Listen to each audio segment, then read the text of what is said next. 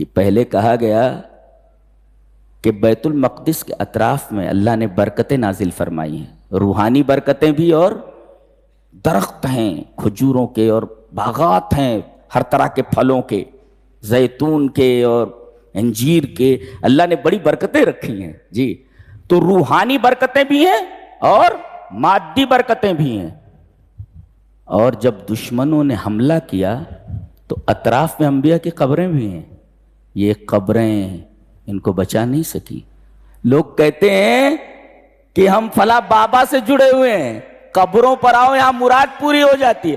بڑے بڑے انبیاء کی قبریں موجود ہیں، لیکن دو دو دفعہ زبردست حملہ ان کے اوپر ہوا، لاکھوں لوگوں کو قتل کیا گیا، کوئی قبر میں ان کی مدد کرنے والا نہیں تھا، کوئی بھی نبی ان کی مدد نہیں کر سکا جی۔ تو آدمی کے اعمال خراب ہو جائیں تو انبیاء کی قبروں میں جو نبی موجود ہیں وہ بھی کچھ نہیں کر سکتے، اور مرنے کے بعد تو آدمی کا تعلق دنیا سے ختم ہو جاتا ہے، وہ کچھ نہیں کر سکتے وہ جی۔ تو کہتے ہیں کہ قبر والے ہمیں جو ہے عطا کرتے ہیں، ہماری بگڑی بناتے ہیں۔ یہ دیکھیے دو دو مرتبہ حملے ہوئے، انبیاء کی قبروں سے کوئی فائدہ نہیں پہنچا جی۔ اعمال خراب ہو جائیں تو کوئی کسی کو بچا نہیں سکتا، اللہ کے عذاب سے کوئی چیز بچانے والی نہیں۔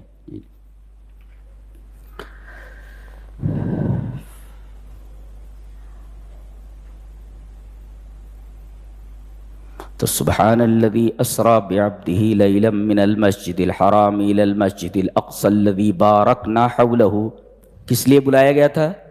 تاکہ ہم آپ کو اپنی نشانیاں دکھائیں۔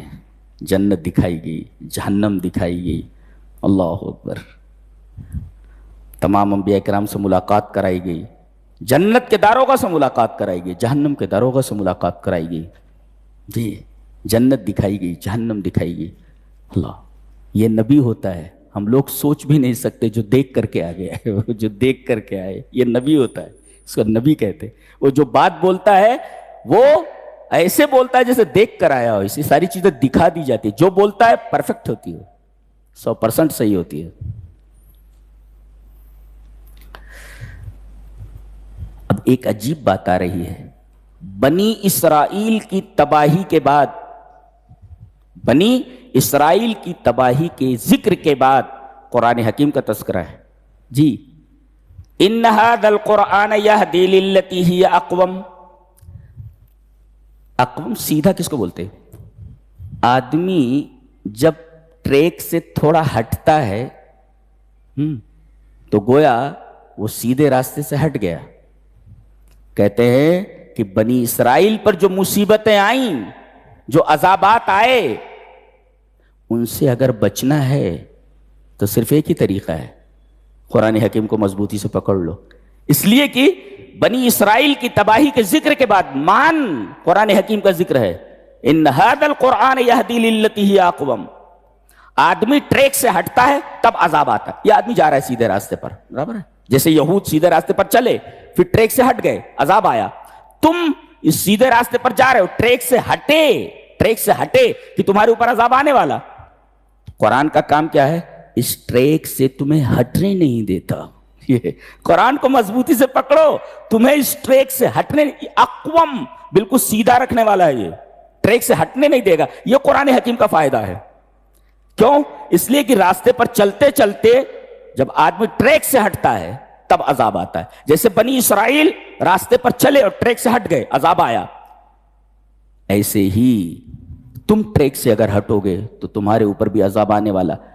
ٹریک سے ہٹنے نہ دینے والی ایک ہی چیز ہے، پکڑ لو اس کو، ہٹنے نہیں دے گا ٹریک سے، قرآن حکیم ہے۔ ان ھذا القرآن یہدی للتی ہی اقوم، بالکل سیدھا ہے وہ، جب سیدھا ہے تو تم کو سیدھا رکھے گا، وہ تمہیں ٹریک سے ہٹنے نہیں دے گا۔ اب ٹریک سے ہٹنے نہیں دے گا تمہارے اوپر عذاب نہیں۔ آج پوری دنیا میں جو مسلمان پریشان ہیں، اس کی واحد وجہ یہ ہے کہ انہوں نے قرآن حکیم کو چھوڑ دیا ہے۔ سن رہے ہیں، سننے سے کیا ہوتا ہے؟ ثواب تو ملتا ہے، لیکن زندگی میں اس کو نافذ کرنے کے لیے، اپلائی کرنے کے لیے اس کا سمجھنا ضروری ہے کہ قرآن بول کیا رہا ہے۔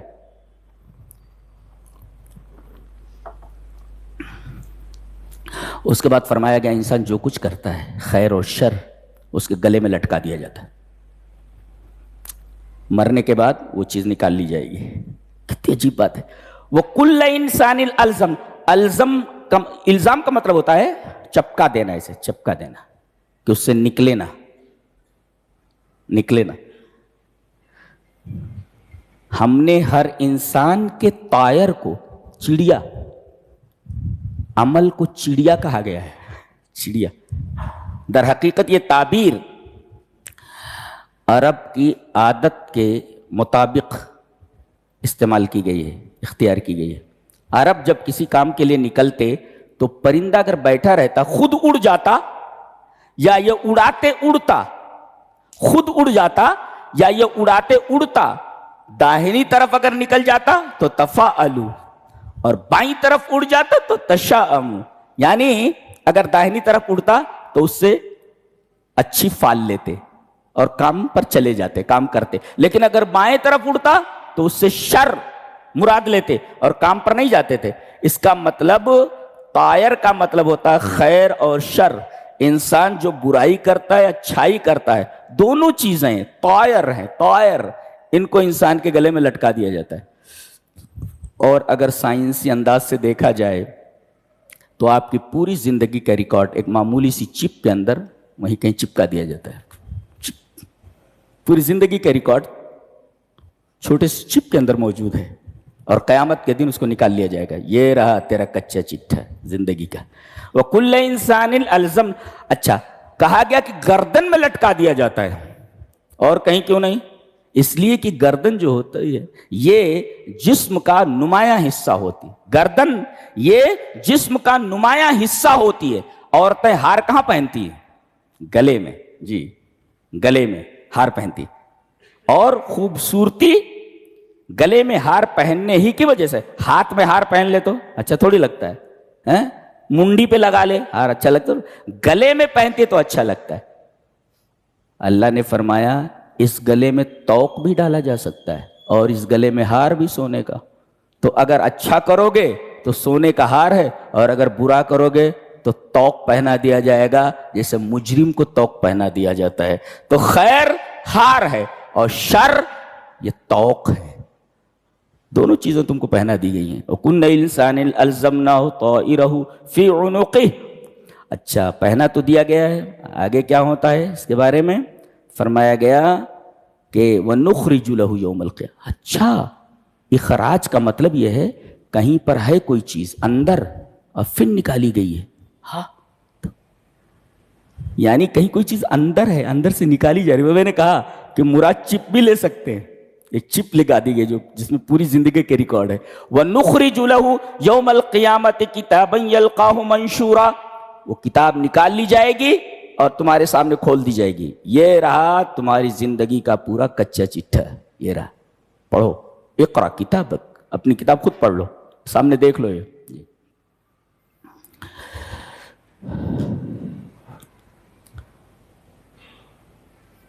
ایک قانون بتایا جا رہا ہے، بہت عجیب و غریب قانون ہے، کہ جب کسی بستی کے، کسی شہر کے، کسی ملک کے صاحبان اقتدار، ذی اقتدار لوگ، پیسے والے لوگ، مالدار لوگ، جاہ و منصب والے لوگ اگر یہ عیاشی میں مبتلا ہو جائیں، طرف میں مبتلا ہو جائیں، لگژری میں مبتلا ہو کر فسق و فجور میں مبتلا ہو جائیں، گناہوں میں مبتلا ہو جائیں، تو یہ ہلاک نہیں ہوتے، پورا ملک تباہ کر دیا جاتا ہے۔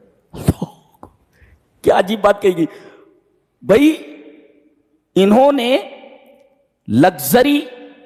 لگزریس لائف اختیار کی، اور لگزریس لائف اختیار کرنے کے بعد انہوں نے فسق و فجور شروع کر دیا۔ اب گناہ یہ کر رہے ہیں تو ان کو تباہ کرنا چاہیے نا۔ اللہ فرما رہا ہے بڑے لوگوں میں چھوٹے لوگوں میں فرق ہوتا ہے۔ بڑے لوگ اگر، طاقتور لوگ، پیسے والے لوگ اگر فسق و فجور میں مبتلا ہو جائیں پیسوں کی وجہ سے، اقتدار کی وجہ سے، تو صرف وہی ہلاک نہیں ہوتے، پورا ملک تباہ کر دیا جاتا ہے۔ وَإِذَا أَرَدْنَا أَن نُهْلِكَ قَرْيَةً، قریہ مدینہ، جی پورے شہر کو تباہ کر دیتے ہیں ہم۔ اللہ گویا کہ بڑے لوگوں کا ٹریک سے ہٹنا، غلط کاری میں مبتلا ہونا، خود کو تباہ کرنے نہیں، ملک کو، سوسائٹی کو، شہر کو تباہ کرنے کا مرادف ہے۔ یہ عجیب و غریب قانون ہے. بڑے لوگوں کا فسق و فجور میں مبتلا ہونا صرف ان کی تباہی کا سبب نہیں ہے، ارے یہ پورے شہر کی تباہی کا سبب ہے. وَإِذَا أَرَدْنَا أَن نُهْلِكَ قَرْيَةً جب کسی شہر کسی بستی کو ہلاک کرنے کا ہم ارادہ کرتے ہیں تو ان کے بڑے لوگ غلط کاری میں مبتلا ہو جاتے ہیں پیسوں کی وجہ سے. غلط کاری میں مبتلا ہوئے وہ انہی کو سزا نہیں دی گئی، پورے ملک کو سزا دی گئی، پورے شہر کو سزا دی گئی. یہ ایک عجیب و غریب قانون ہے. فَدَمَّرْنَاهَا تَدْمِيرًا ہم ان کی اینٹ سے اینٹ بجا دیتے ہیں. اللہ عجیب و غریب بات کہی. اس کے بعد 18 آیتوں میں سورہ بنی اسرائیل کی 20 نمبر کی آیت سے لے کے 37 نمبر کی آیت تک کل 18 آیتیں ہیں. 20 سے لے کر 37 تک کتنی آیتیں ہو گئی؟ 18 ہی تو 18 آیت. ان 18 آیتوں میں 12 آیتیں منہیات پر ہیں اور 13 آیتیں اوامر پر ہیں. یعنی 12 آیتوں میں یہ کہا گیا ہے کہ یہ چیز نہیں کرنا ہے، ڈونٹ ڈو دس، اس کو نہیں کرنا ہے. اور 13 آیتوں میں کہا جا رہا ہے ڈو اٹ، اسے کرو.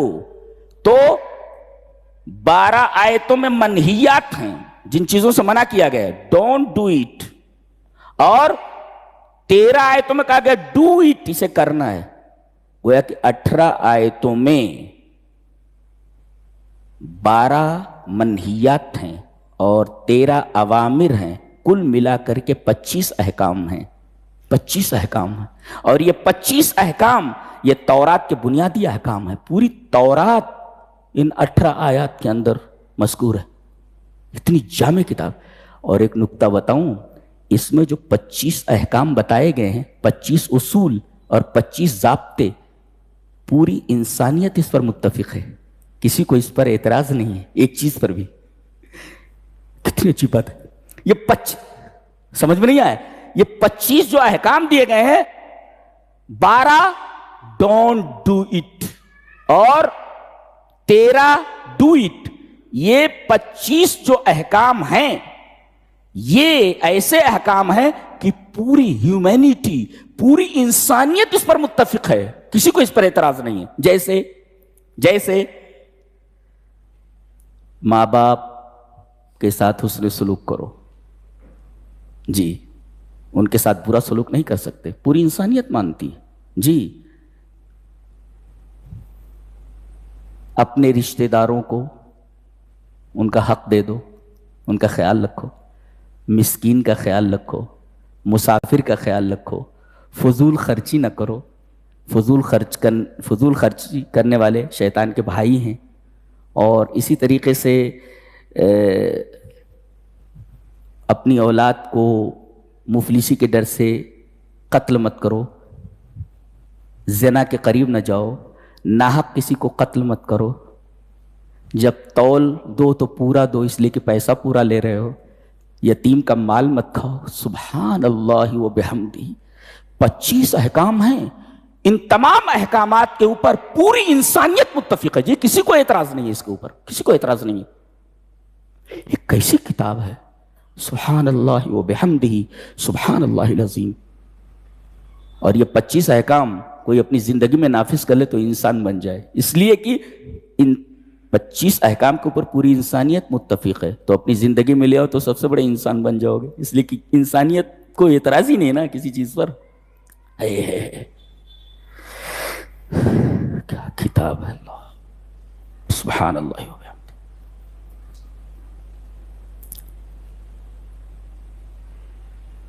زمین میں اکڑ کر نہ چلو. انسانیت بولتی زمین میں اکڑ کر چلو. ساری چیزیں وہی ہیں جس پر انسانیت متفق ہے.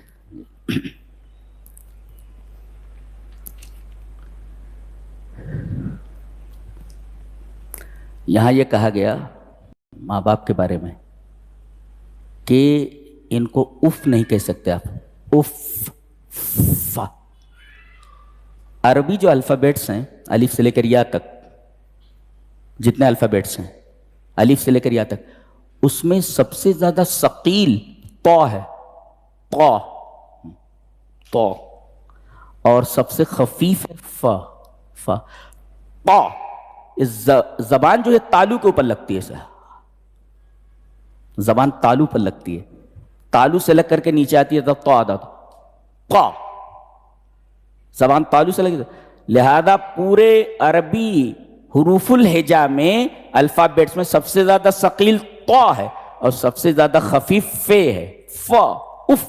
جب اللہ تعالیٰ نے سب سے خفیف چیز، ہلکی چیز ماں باپ کے لیے کہنے کے لیے منع کیا ہے تو قوی چیز تو بدرجہ اولا ممنوع ہے. آپ فے نہیں کہہ سکتے تو آپ توئے کیسے کہہ سکتے ہو؟